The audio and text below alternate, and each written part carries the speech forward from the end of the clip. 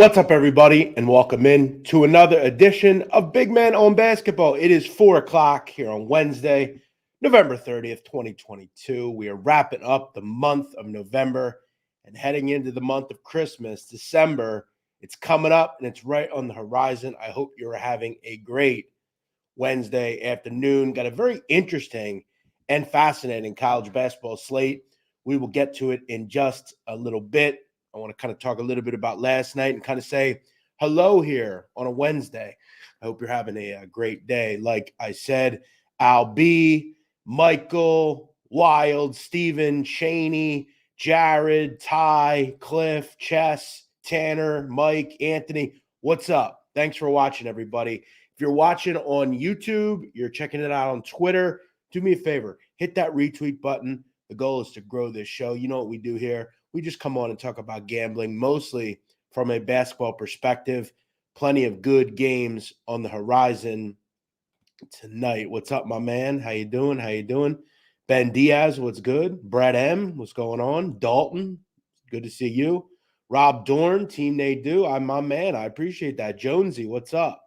Julian, AB, Seamus, I hear you on that. Kevin Taylor, welcome in. Albert, what's good? Specs, what's popping? Good to see you guys. Last night was a good night for me. Had a couple of winners. Houston was about the easiest winner you could get. Those are the games you dream about when you lay a first half. You want that 52-19 type of game. You got it quick. Houston jumped out 27-8, never looked back. Won the game 100-52. Houston is they're a team that will bury you in a submission. That is just what they do. They'll occasionally throw up a bad game or so, but then they're going to come back and they are going to pummel you in the next game. And last night, I told you guys, Norfolk State was going to struggle with the zone that they run. Houston couldn't miss in the first half, and again, never looked back. Now, Clemson wasn't easy, but they were able to get the job done. I wasn't really happy, though, because they were up 4 with 12 seconds to go. Penn State manages to take it to overtime. Luckily, Clemson forces a double overtime, and they won it in double overtime. They were just a better team in double overtime. We'll take it. That's how it goes. We had some good plays last night, and I'm hoping we can follow it up tonight with another good group of games. Got a lot of interesting games. I want to get right to it. Thank you, Rob. I appreciate that. We're doing okay, man. I thank you so much for the kind words. Ryan, what's up, my man? I lost all my money on Baylor. Sorry to hear that, bro. I'm sorry for the mean Rico comment yesterday. I don't even remember, man. It's fine. Uncle Ron, what's good, Uncle Ron? How you doing? Thanks, Matt. Appreciate that. Houston's team total hit with 8 minutes left. Yeah, they were feeling themselves last night. That was fun. Let's get into tonight's thoughts. Okay, guys, let's start immediately. We don't like to sit here and have these long soliloquies by any means. Missouri Valley kicks off tonight. Don't be a skell and just listen to the show. All right. I'm confused here. Where are we at? Let me go back to this comment. Any surprises in that conference other than Drake? No, I like Drake. That's my team. Now that Loyola's gone, I like Drake. I don't have much on the Missouri Valley, though. Let me get into kind of my start here. Okay, I want to start with a list of games that I have. And I feel free, and I'll ask you to drop the games you want me to get into. I'll hit them in the end. First game, Virginia Commonwealth against Vanderbilt. 131.5 on a total. VCU is a favorite in this game, which very much surprises me. Because when I look at VCU, I've got some major questions about this team in many different levels. First of which, VCU is a team that goes as Ace Baldwin goes. And what do we know now that Ace Baldwin is not there? This is not a good basketball team. Okay, they struggled to beat Arizona State. They struggled to in a losing effort against Arizona State. Very much struggled against Pitt. Got crushed by Memphis, only put up 47 in that game, and then won a 64-61 game against Kennesaw State the other night. Not a lot to be excited about with this group. Now tonight, there's talk that Jameer Watkins is not going to play. Now, Jameer Watkins is very important to how this team plays. Okay, he is a very good rebounder. He is a good three-point shooter. In fact, he is their best three-point shooter. He is game time decision for this game, which generally means he ain't going to play tonight. Throw in the fact that you were a favorite. It's really the problem for this group right now is several-fold. They turn the ball over way too much. They don't have Ace Baldwin. And you look at the just way they score points. So, guys, there's a metric that I follow, which is called point distribution. It's very important. Point distribution is all about how a team scores from game to game, right? And it's divvied out in three categories: free throws, three-pointers, two-pointers. Okay, so where are your points coming from? Where are they being distributed from? Now, when you see a team that is top 5 in point distribution from the free throw line, I've got some major question marks about the validity of your offense. Because when you're constantly depending on getting into the lane, the ref, a good whistle, that's the only way you can manufacture offense. And then you also see a pretty high three-point attempt to field goal attempt number, which VCU has as well. When you're only making 29% of your threes, that is not another valid way to score. This team is completely lost on the offensive end right now. They turn the ball over a lot. They're very dependent on free throw attempts, and they shoot a lot of threes and only make 29% of them. So what does that mean? That just means they don't score, okay? It's pretty simple. They don't have Ace Baldwin. They may not have their best three-point shooter tonight, and they are a favorite. Now, we look at their opponent in Vanderbilt, who I've talked about a lot. I'm not in love with them either. Okay, I look at their ball handler in Mr. Manjan. I'm not a big fan of his. I don't think he's a particularly strong point guard. In fact, we've seen him benched at certain points under Jerry Stackhouse. Now, I like the fact that Vandy defends. They're a really good defensive team. I really like what they do on that end. Both these teams, I have no reason to believe they can score on a consistent basis. And I want to look at this updated total. This total was 131.5. At this hour, it is 127.5. I put these in a while ago. So let's change this. We need to change this. It's 127.5. And obviously, sharp bettors are in agreement here. I like the under. Now, 127.5, that's a whole lot different than 131.5, because at 131.5, a 65, 63 game is a winner for me. At 131.5, it's not a 127.5. This game screams first to 60 wins. I think this is an ugly, ugly basketball game. It has all the makings of it. And when you look at tempo in this game, Vandy goes very slow. They don't play fast at all. And VCU wants to run, but they're very much all about creating turnovers. And if they can't create turnovers, then you're going to have a problem. Now, I'll say this. I will say Manjan's gotten better from a ball handling standpoint, right? I mean, he only had one turnover the other night against Fresno. His only bad game really came against St. Mary's, who, let's give them some credit. I'm blown away. Vandy's a favorite. I'm also liking the under a little bit here in this game. This is a very interesting game. I'm just going to say this. I don't think VCU should be looked at right now. I think they're a very hard team to get behind. They have chronic issues on the offensive end right now. Hofstra and George Mason. I've talked about Hofstra. I'm a big fan of this group. I've talked before about kind of why that is. And there's a couple of things that I love about Hofstra in this game. And one of the reasons that I'm actually playing them, I grabbed Hofstra +4 here. My fucking, holy shit, guys. I got to do better proofreading on these fucking numbers, man. My apologies. George Mason is -4 in this game, not +4.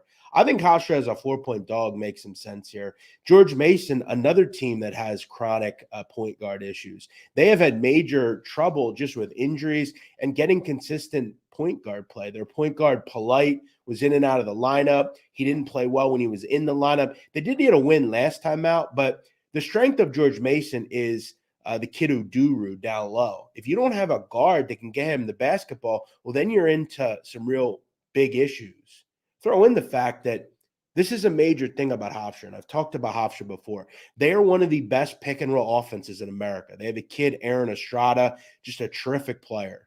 He's allowable to get into the lane. He dishes it out. He gets it in. He's just very dynamic with the basketball.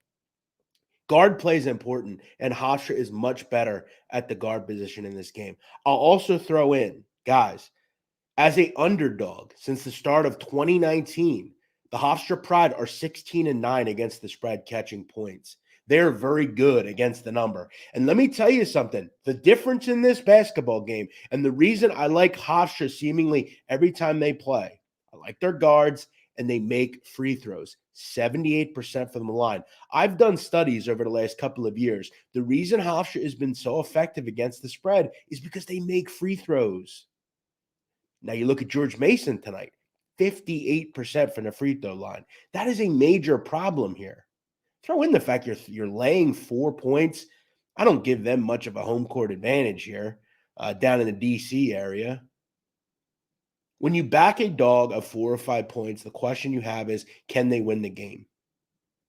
Absolutely. I think Hofstra can, and I think they likely will win this game. Now, whenever you back Hofstra, you have to remember there is one thing that is concerning. They're not a great defensive team, okay? However, with some of the issues that George Mason has at the guard position, the overall fact that they also have struggled offensively, I like Hofstra here. I think they get the job done. I'm going to grab them as 4-point dogs. That is one of my first plays tonight. Interesting game down in the MAC A10 realm. You got Toledo and Richmond. Now, I talked about Toledo. I love Toledo. Great offensive team, scoring over 85 points a game. The issue, though, that the Rockets have is defensively, they're giving up over 80 points a game. That is really disgusting defense. It's very hard in college to give up 80 points a game. You have to be truly heinous defensively to give up those sorts of numbers. And when you look at this schedule, I mean, you're giving up 90 to Oakland, 83 to Kansas City, 86 to East Carolina. They gave up almost 70 to Northern Kentucky. Now, again, the way they play offense, it is not conducive to playing defense. But you've got to put up some sort of stop on an occasional basis. I look at Toledo, though, and say, well, they are in revenge here. They lost last year to Richmond. This is a totally different team than last year's Richmond. Remember, Richmond had Jacob Gilliard, Grant Golden, Nick Sherrod. All those guys are gone now, okay? This is a much different Richmond team who's been without their best player, okay? That's important to continue to talk about here. Richmond has also played a lot slower. They're kind of a messy, weird team right now offensively. And I think they're kind of in a Jekyll and Hyde kind of confusion right now with what kind of team they are offensively. I wonder what exactly kind of Toledo team do we see? Do we see the team against UAB that just ran them out of the gym? Do we see the team against Valpo or the team against Oakland, the team that just scored? Or do we see the team that can't get any stops, that has real trouble from the three-point line tonight defensively? And that's one thing about Richmond. They're going to take a lot of threes. You got to get out on Gustafson and some of the guys like the kid from Davidson that they brought in. I forget. One of the kids they have. Or not Davidson, Citadel, Jason Roach. Great player for Richmond. So I have worries tonight. I have an issue laying points with Toledo. To me, the only way you think you can play Toledo is a team total over. I have no interest in backing this team. They are good against the spread team. They have been for the last couple of years, but right now they are very inept on the defensive end. And I don't think they're just going to flip a switch and get better on the defensive side of the basketball. I don't see it happening. So to me, would I play Toledo? I would only really look at backing them from a team total standpoint. I don't want to worry about them on defense. 145 struck me as a bit low because Toledo is going to run their tempo in this game. This ain't going to be a slowed down game. Toledo is going to do what they do. That's what Coach Todd wants from them. 438 people in here watching on YouTube. Welcome in. It is appreciated. Many watching on Facebook, watching on Twitter. I thank you for being here. If you're enjoying the show, come in and say hello in the chat box and make your presence felt. Ask about a game. You're welcome to it. All right. Let me move to the next game here. Now I'm going to bring up an interesting one, guys. I want to throw something out to you guys tonight. If I threw this game on the card, what would you say? You'd probably say that is a degenerate game. Who wants to talk about Harvard Holy Cross? I do. I'm going to tell you why. I wanted to put this on your wavelength for one reason. Harvard and Holy Cross are separated by about 50 miles. Holy Cross is based in Worcester, Massachusetts. Harvard is in Cambridge, Massachusetts. Very close. Holy Cross is not a good basketball team. In fact, For the last couple of years, they're generally ranked in the bottom 20 in America. They're not good. They're poorly coached. They don't have a ton of talent, and they struggle. However, there is one game every season that they get up for. And I'm going to break down how truly they get up for this game. I want to talk about how good Holy Cross has been against Harvard since 2011. Okay. Since 2011, these teams have played 9 times. 9 times. In every single game, Holy Cross has stayed within 9 points. In 5 of the games, they've won outright. And then the 4 games they didn't win, they lost by 9 or less in all of them. Tonight's number is 9.5. Now, I want to put this out there because I admit it is not easy to put your hard-earned dollars on Holy Cross. I get it. But there is an historic thing about this team that gets up for this matchup. And this is something only the most distinct college basketball people will tell you about. But this is something as a school I think you have to get into. It's very interesting that they just weirdly get up for this game. And again, I'm not telling you Holy Cross is a good team. I'm just putting this game on your radar. You look at last season, Holy Cross was 9-22. But you look at that game against Harvard, in Harvard, 62-54. They were 16-point favorites, Harvard, in that game, and won by 8. Tonight, look at the number. It's totally different. Last year was 16. It's 9.5. Odds makers see the same thing. They know the deal with Holy Cross. They know that there might be one game on the schedule that this team pays attention to, and it's this one. I'm not playing a big-time play on Holy Cross, but they are going to be part of my portfolio tonight, and they are something that I would keep an eye on. Because for whatever reason, this group gets up for Harvard. It's one of those, matchups where you want to play well against this type of team. You just want to play well against them. And you look at Holy Cross. I mean, they got blown out by Creighton, got blown out by Fordham, got blown out by Illinois Chicago. Their only wins this year are against Dean College and Colby Sawyer. Whatever that is. Sounds like a book. It's not easy, but there's a reason they get up for this one. Purdue and Florida State. Now, this game was interesting because when I first saw this number, it was 15.5. And this morning, I'm looking through the numbers, and I see this one had dropped to 14.5. And I'm thinking, what's that all about? Why is that number dropped to 14.5? Everyone and their mother loves Purdue right now. They're the darling of college basketball, right? They just beat Gonzaga. They're killing it right now. They got big Zach Edey. They crushed Florida State last year, 94-65. And what do we know about Florida State? They're 1-7 straight up and against the spread. They look like a junior high team. They have very few bodies even able to play right now, and they're completely behind the 8 ball. We're comparing Louisville and Florida State. Who's the worst Power 5 team? And I see the number drop, and I'm thinking, what's that all about? Well, about 3:30 Eastern, I noticed the numbers back up to 16.5. And I don't have any issue with it. I'm not going to try to make a case to you to back Florida State, just like I'm also not going to make a case to back Louisville right now. Guys, listen, these types of teams are not going to just flip a switch, okay? They're not going to do it. I think you look for modicum successes from these teams. So, for instance, if last night Louisville comes out and maybe they lose by 5, well, maybe you start to look forward to, do we back them again? You don't generally want to catch a falling knife, if you will. You just want to let it drop. There's no positives in trying to catch it. This is not a team that you should be wagering on right now. I think from a standpoint of, I don't know if they're even there morale-wise. At least with Holy Cross, you'll get an effort, right? They're going to play hard. We know they're not good, but they're going to play hard. I think it's a question of want right now for Florida State. I think they're poorly coached right now. I think the cohesion is completely off. They're not healthy. They don't have certain players in the lineup. Certain guys are suspended. They're just a complete mess right now. And you're going up against arguably one of the best teams in the country who has completely answered the call at the point guard position. They're shooting the ball at a high level. They're deep. They're well coached. There's a lot of things to kind of say to yourself, why do I want to back Florida State? Now, Florida State could come out here and cover, surely. Maybe this is 80-67. I don't know.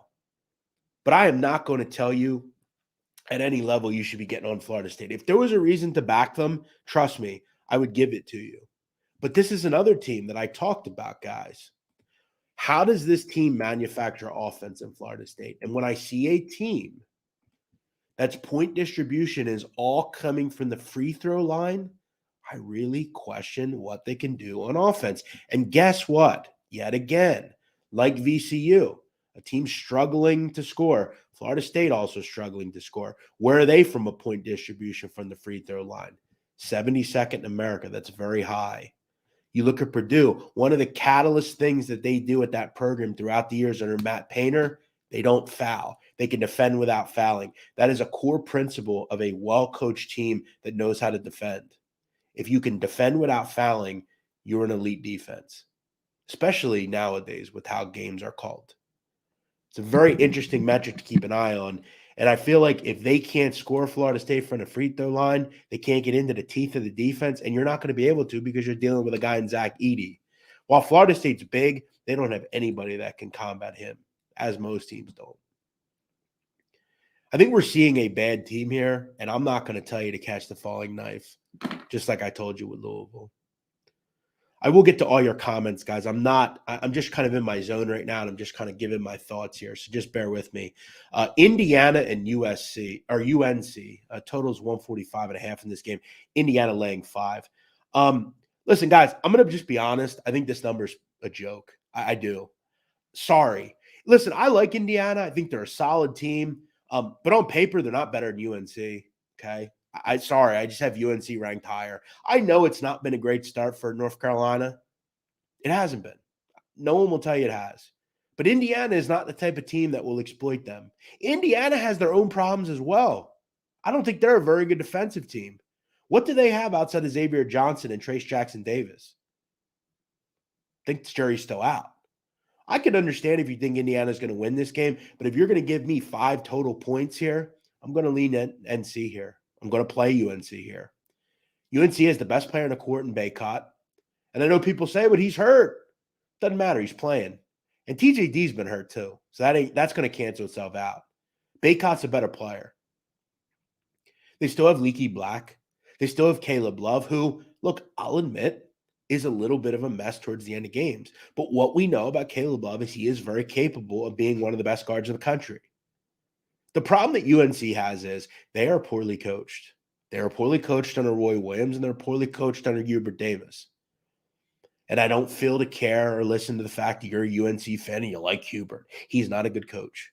His late game stuff is a complete mess. He has no idea what he's doing. And that is concerning in games like this. But I also don't love Mike Woodson either. So don't really have much issue there. This is a get off the mat type of game. This is wake the fuck up and realize you're in a good spot with a great opportunity to beat a good basketball team. Do I have a feeling UNC can go in and win this game? Absolutely. Do I think 5, 6, 7 is too high? Absolutely. I think this game probably shakes out a lot like the game against Xavier did. The only problem that Indiana has is North Carolina is better than Xavier. Let's not forget, guys, whether you agree with it or not, UNC is a top 3 team coming into the season. Now, I know right now they don't look like one. I'm not going to tell you that they are. But remember, they beat Portland. They had trouble in that game, but they found a way. They were leading against Iowa State late in that game. Did lose. Didn't shoot the ball well. We'll chalk that up to a bad shooting game. They were 3 for 18 from 3. And then the game against Alabama. It's a good opponent. It's 4 overtime game. You lose it. What are you going to do? But this is a massive overreaction to me. There is no case that you can make on the planet that Indiana is 5 points better than UNC. You just can't. Sorry. You want to make this 3? Okay. 2.5? Okay. But above 4, I'm going to be on UNC here. And if UNC loses 77-70, so be it. That's why for me, when you want to rag on me for a bad pick, I don't really care. Because I have my number on this game, and I trust it. It's that simple. So that's why, guys, for me, my job is to make predictions. So when I say that I don't think the U.S. is going to get out of the group, it's a very small modicum of value to me, but I felt like there was value on taking Wales over the U.S. I have them ranked in a certain point. And to me, I didn't think they were sizable favorites over Wales. U.S. found a way to get in. If there's a website that wants to exploit me for that, well, so be it. Notice there's no good take one. How come we're always worried about negativity so much? Why are we always trying to get over on everybody? Why don't we ever give people credit for their good takes? I don't know. I always wonder about that. However, that's how I look at things. So when you can bust on me for making predictions, but remember, I trust the numbers that I make on games. I trust the things that I know about these teams. I don't believe Indiana is a 5-point better team than UNC. Just my opinion. Just like I didn't believe US was significantly better than Wales. And I was willing to take a shot that on a one-off game, Wales would beat Iran. They could probably beat the US and or get a draw, and that would be that. It didn't shake out the way that I thought it would. But it wasn't like a huge advantage. It's not like the US rolled, scored 2 goals. It's kind of how I look at things, though. I make a number, and if there's value to me, I play it. Interesting game in North Philadelphia tonight, Temple and LaSalle. Remember, this is teacher-pupil, right? Teacher is Fran Dunphy, who was at Temple University for a long period of time after John Chaney. Aaron McKee was his assistant coach. Fran retired. Several years later, he's now at LaSalle. Temple is coached by Aaron McKee, teacher-pupil. Now, the interesting thing about this game is these schools are separated by about 10 city blocks. You got Olney against Temple, okay? Temple is in the North Philly area. Just up the street is Olney. That's a neighborhood in North Philly. That's where LaSalle is. It's a short trip off Broad Street. Is it a home field advantage? Absolutely not. Should Temple be a little bit bigger of a favorite? I think so. The problem that you have with Temple University is twofold, though. They've had some issues strife-wise with the team. Some of the guards have been benched. It's kind of been a weird mishigas in games at times. They look good sometimes. They look bad. They'll lose against Wagner, then beat Villanova, then lose to Vandy. It's a weird team. It's a hard team to trust. But when you look at this game, this is a City 5 game, right? Means a lot to these teams. Temple's already beaten Drexel, and they've already beaten Villanova, the City or Philly 5 type of games. This is another Philly 5 game. And this is a big game for Aaron McKee. This is a big game for Temple. You want to go and beat your old coach. And LaSalle is not a good team. I actually have them power ranked worse than Drexel. Temple beat them by 12. I felt like Temple wins by double digits, but they're so hard to back to me. So hard. I have a real issue with betting on them because they're so Jekyll and Hyde. There'll be one day where they look great and beat Villanova. Then there's another night where they'll lose to Wagner. So how do you really gauge how to rate Temple? I would believe that they likely win this game by double digits, but it's hard to put my money on it. A lot of talking. Let me get to some of your comments here, and we'll kind of open this baby up. What do you say? A lot of people. If I don't answer your comment, I've likely already talked about it. Let me start here. Fucking hell, there's a lot of comments in here. Thank you all for being here. We have nearly 515 people in here on YouTube. Welcome in. Make your presence felt, motherfuckers. I love it. Someone says, how are we feeling today? Still got a little bit of a cough, but I'll be all right. I will be all right. Kevin Taylor says, best capper at Barstool. Thank you, man. I don't know about that, but I appreciate your kind words. Ohio State and Duke. I didn't have much on that game. I don't really have much interest in fading Duke with that front line and just with how good they are. Didn't really have much of a feel in that game. UMass Lowell and Merrimack. That's an interesting game. Merrimack has looked completely lost without Jordan Reed. Not good defensively. They've gotten really just kind of destroyed in games. UMass Lowell is really solid. They're well coached and have a great team, really good offensively. I think that number is a tick high, but I have a hard time backing Merrimack right now. I didn't have much on UTEP, New Mexico State. Lean under. Hofstra is at +7. Yeah, I don't know what I think you're looking at the wrong game, brother. Love your content. What do you think about K-State and Butler? K-State has been a great story to me. Keontae Johnson has been a force for them. I think that's going to be a great matchup down low between him and Bates. I get the feeling, though, K-State gets the better of them. I think K-State could be a really interesting team in the Big 12 this year. They've continued to show me that they may just be worthy. I don't really have any interest in Baylor. I think Keontae gets the better of him. Thank you, Brandon Huber. Amen to that. Thank you, Pwop. We generally do it as long as I have enough time to add them in. Jeff, what's up? Good to see you, Sir Barkley. Richmond's been inconsistent. Yes, they have. They've been relevant, but they've been inconsistent. Toledo team total over 75. Yeah, listen, guys, they're always generally a team that you can peg for 80. They're going to run their tempo in this game. OG Souls, what's going on, my man? Brooks Pirong says, I love this guy. You should do West Virginia. What about West Virginia? I like West Virginia. Why is New Mexico catching 10 against St. Mary's? Because St. Mary's is really good. They're a very tough team to prepare for. They're an elite defensive team. They're very big on the block, and they have very smart, high IQ basketball players at the guard position. I never, ever want to bet against St. Mary's. I think they have, to me, a top 5 coach in America. Randy Bennett is that good, and he gets no love. He is really, really an elite coach. Thanks, Jonesy. Appreciate that. No problem, Martino. Thanks for being here, my man. Tanner Brown opened 13.5. Yep. Went up to 15.5, though, and back down to 14.5. Now it's 16.5. I got Purdue at 14. Great number. I got 14.5 from Purdue. Again, great number. Guys, again, the win. Okay, there's 2 wins when you gamble. A, did you get the best number? B, did you win? Now, I remember I was doing a Twitter Spaces last night, and somebody asked me about Lipscomb against Navy. At the time, Lipscomb was a 2.5-point favorite. And I remember a couple of us on the Spaces, we were talking about how I mentioned I like Lipscomb. They didn't have an answer Navy for Asajula. By the game, I believe that one jumped up to 4.5. So the important thing is Lipscomb won. They covered. They only won by 5, though.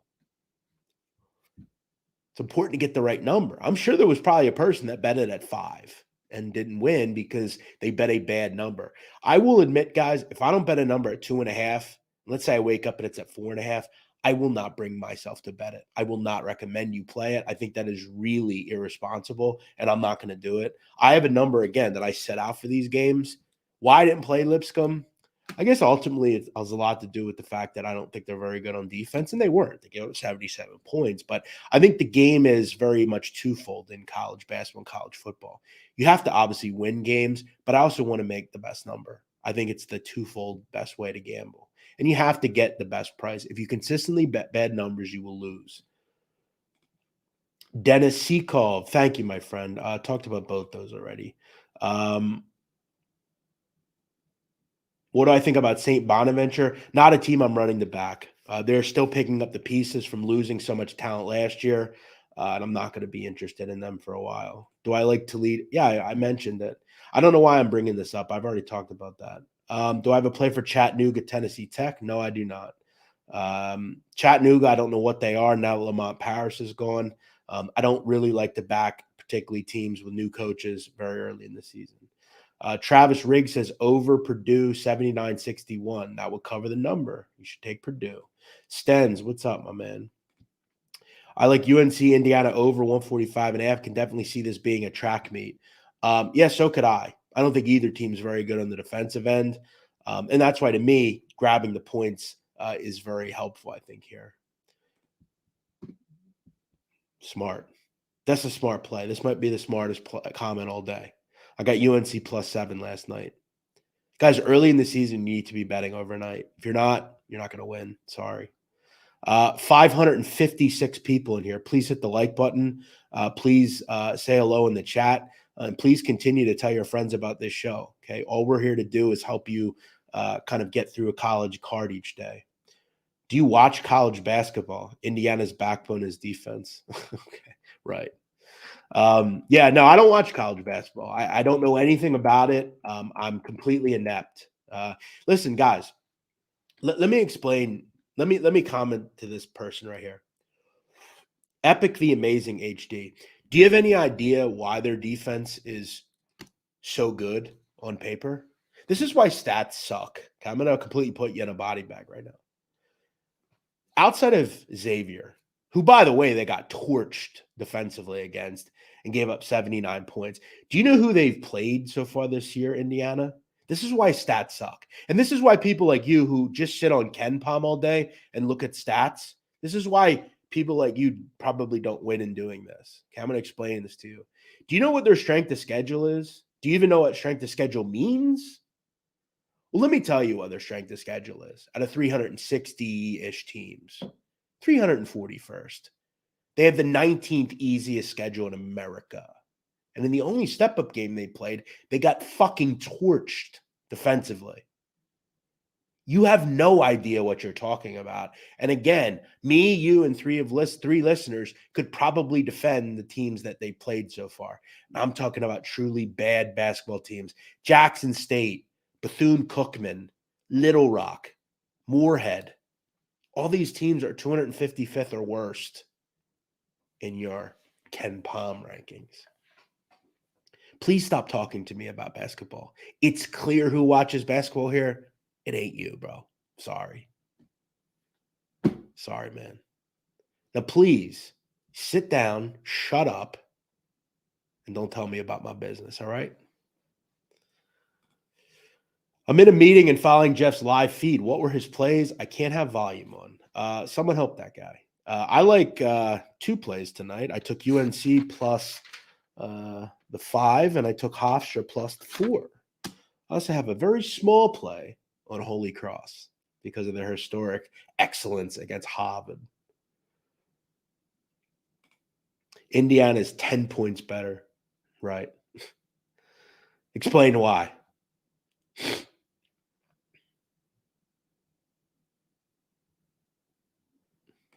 With Baycott banged up, but Trace Jackson Davis is banged up. Okay, I think you're forgetting. Are you from Saudi Arabia? First time viewer, just curious. No, I'm not from Saudi Arabia. Wait till you see Assembly Hall today. Yeah, I've never seen it. I've never seen a game there, actually. It'll be my first time. Come on, man. Oh, because UNC doesn't play in tough atmospheres either, right? Guys, it's not personal. I don't hate Indiana. I just think tonight, I don't think they're 5 points better. Why do some of you take some stuff so personal? I don't get it. I don't hate your team.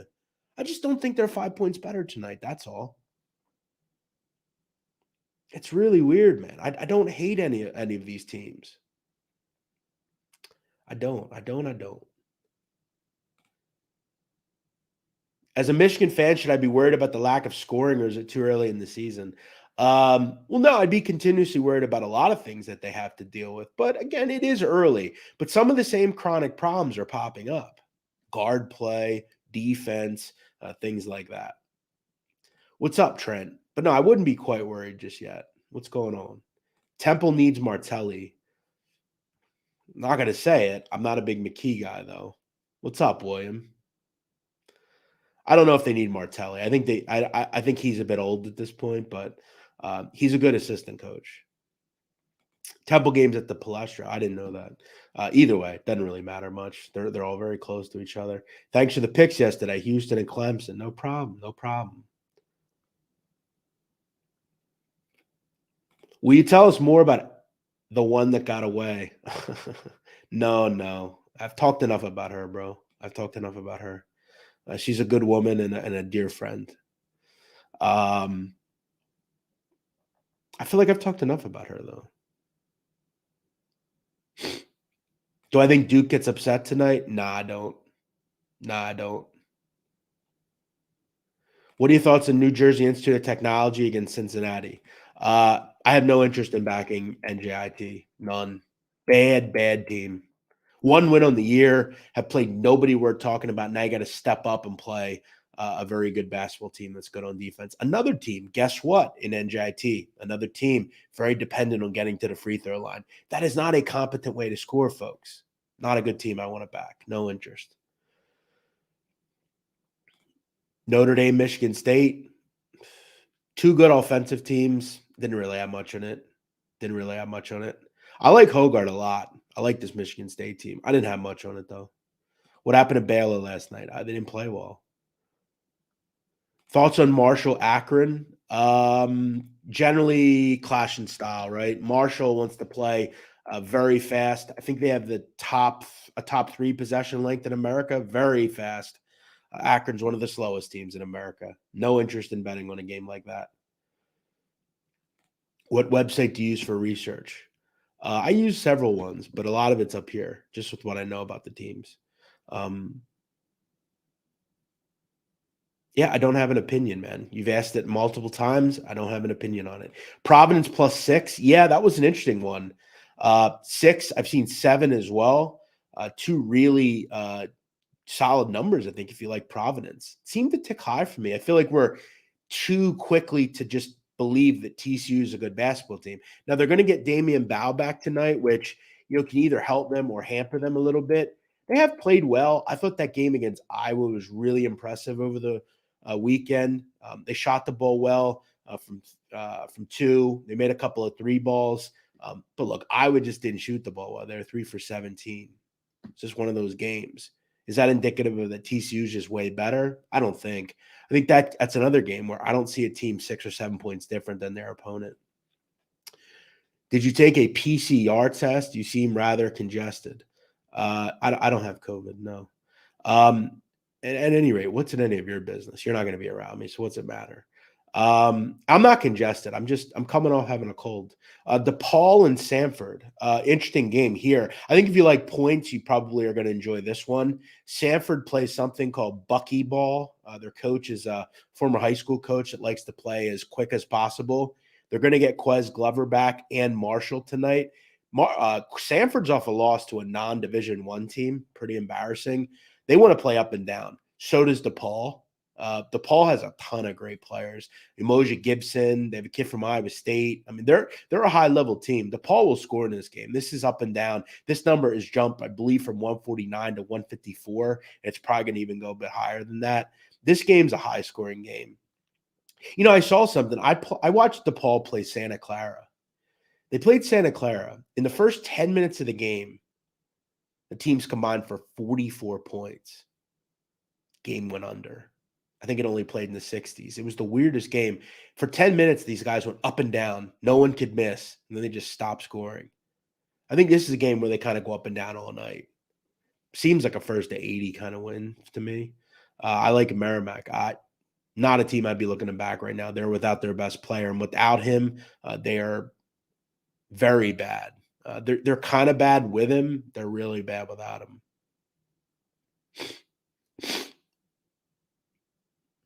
All right. So a couple plays I like tonight. I like Hofstra +4 against George Mason. I like Carolina +5 against Indiana. And I also played a little Holy Cross +9.5 against Harvard. And I've discussed my research for that. This guy has asked about this game probably 50 times in this chat. I don't have an opinion on it. Can you talk about UAB Jacksonville? Another clash in styles game. Okay. UAB is likely to play the tempo they want to play at. Jacksonville is going to walk it up the court. They want to play the game in the 50s. That's not going to happen tonight. I would look towards a team total in those kind of games. I don't really want to worry about Jacksonville. And that's the kind of problem I think you have when you play it over. Sometimes the other team doesn't come to play and give you what you need. And the UAB team will score 80, and you'll be like, oh, no, it was 80 to 55. This game should have flew over. UAB did what they had to do. I wouldn't trust Jacksonville to score. I would trust UAB to score.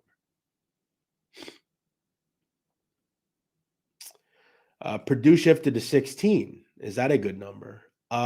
Yeah, I think it's still probably within the realm. I don't know if you can make the right number for this game. Florida State is that bad. Everyone and their mother picking Purdue. Well, everyone and their mother bet against Louisville last night, and that one. All right, Danny Garcia, I'm going to let you know every time I hop on. I appreciate the knowledge, making CBB more exciting for us gamblers. Thank you, Danny. Welcome in. Thank you for watching each day. What else do we have here? I have a lot of takes today, and I have mentioned a lot of them. We're 45 minutes into the show, and it's almost over. Shy picks. Thank you, my man. Appreciate that. But Jeff, they only gave up 51 to Jackson State. Right.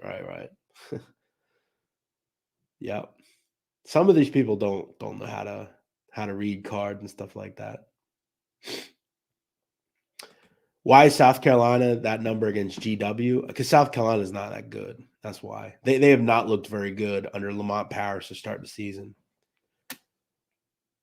Yeah, I didn't think they played well in the game. I don't know what some of these people like watch. It's like, oh, their backbone is defense.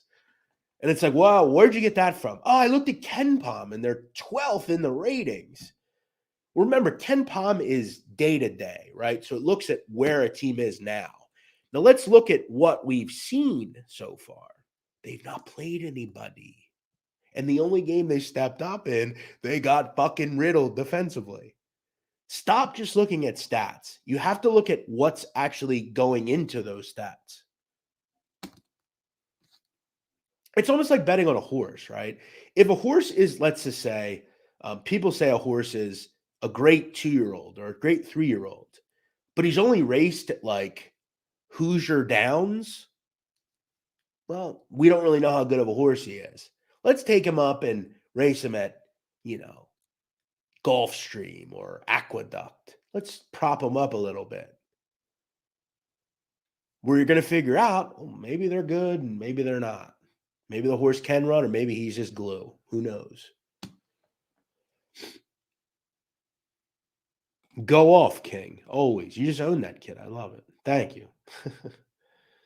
I didn't own him. I'm just trying to teach him. He wants to act like he knows what he's talking about.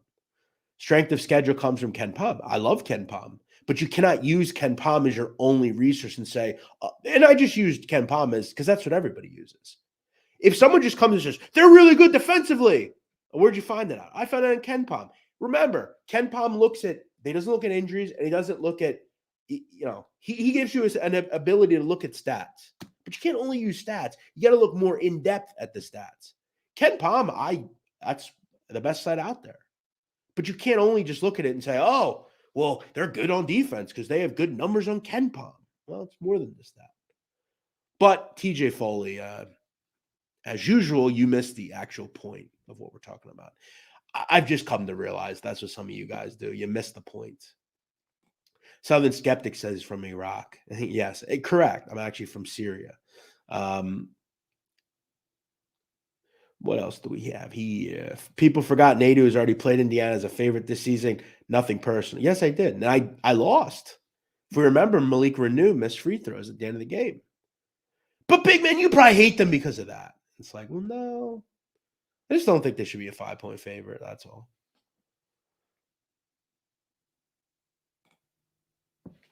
Boom. They always play well against Harvard, Joe. You know that.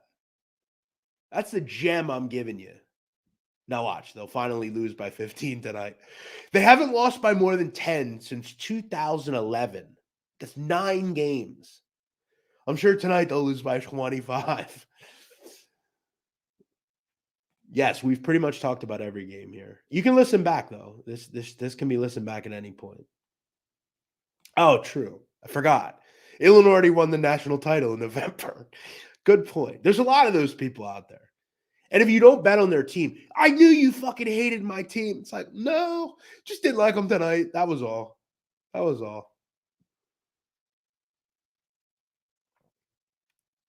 What are your thoughts on Rutgers, Miami? Well, it looks like Rutgers is fully healthy again. McConnell's going to play, and Mulcahy looks like he's going to play tonight. So that's good news if you're a Rutgers fan. What we see out of them, I guess we'll have to wait and see. Don't really want to bet them. I don't really want to bet either side. Thanks for watching, King Art.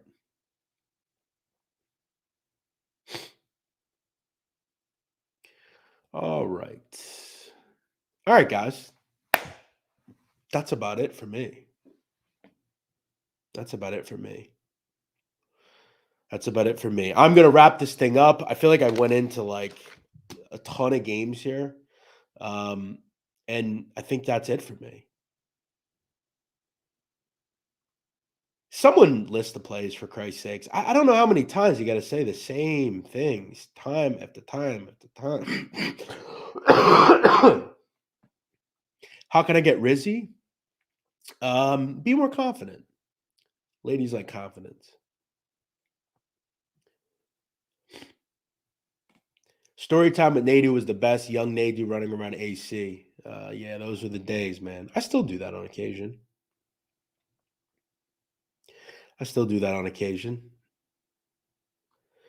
All right, guys, I'm out of here. To me, I like two plays tonight. I took Hofstra +4, and I took Carolina +5. I also, as I said, I have a very small play on Holy Cross because they get up for Harvard.